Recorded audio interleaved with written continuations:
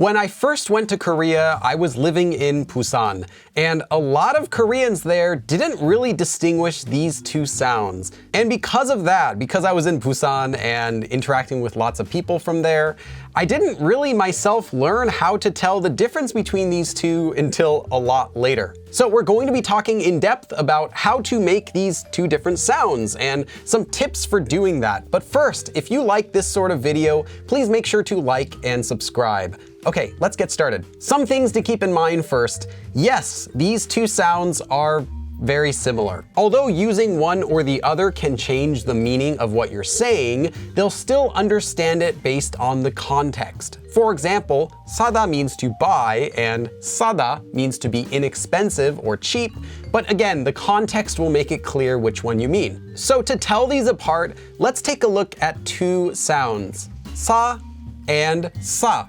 Now this one most of you are familiar with in the word sarang for love, sarang. This one, however, is more like a hiss. What I mean by that is imagine that you're taking an extra breath of air before making this sound, like that. And because of this hiss, it actually affects the way that the sound is made in your mouth. This letter has less air coming out of your mouth when you make it than this one. Despite it having a hiss sound, when you say this letter, you're actually producing more air. Now let me show you what that looks like with this example. You have ka and ga. If you take a piece of tissue paper and you hold it over your mouth like this and you say the first one, ka, ka, notice that it moves. Versus the second one, this actually makes less air. Ga, ga. You might not even be able to notice it moving. I can barely see it moving, but definitely with this one you can see it. Ka. And again, ga. And one way to see this difference even clearer is if you practice saying the sounds even louder. So instead of just saying ka and ga, try saying ka, ka, ga, ga, ga. The same thing happens with these as well. So this one you're going to get substantially more air than this one. So let's try doing these ones a little bit louder this time.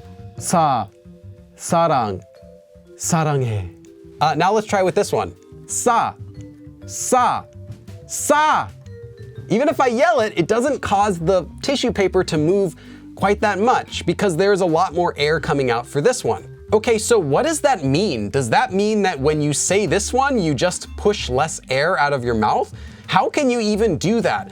I'm gonna give you a tip. So this is the inside of your mouth. When you say this one, imagine that you're saying the sound sa, sa, kind of around here in your mouth, kind of in the front of your mouth, just like a regular S almost. This one, however, because it uses less air. Now, you still need to be able to say it loud sometimes, but it doesn't come from this place in your mouth. You'll actually feel it coming from a little bit back, a little bit farther back in your throat almost, like it's coming out of your throat. Because you're kind of suppressing it, you're like tensing your mouth to make it, it feels like it's coming from a different part of your mouth. So if you're practicing these two, kind of pay attention to where it feels like you're pronouncing them in your mouth. But I have another tip for how to practice them.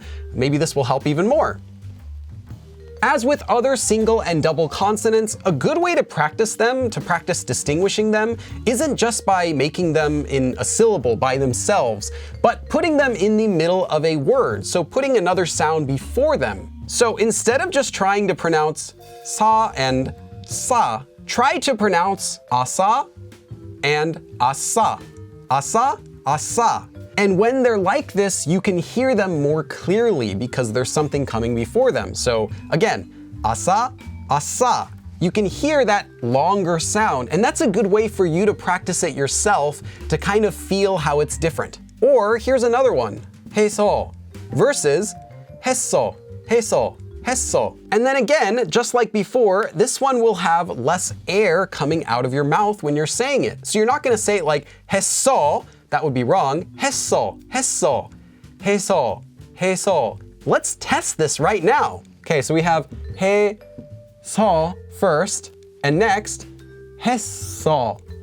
I'm trying to get it so we don't, let me just pronounce the end part. 써, 써, 써, 써. I can yell it. Versus so.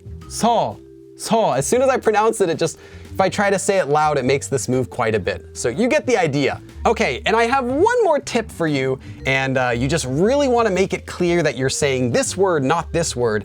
Just over-exaggerate it a bit. A common set of words that you'll often see when these sounds are compared is 쌀 and 쌀.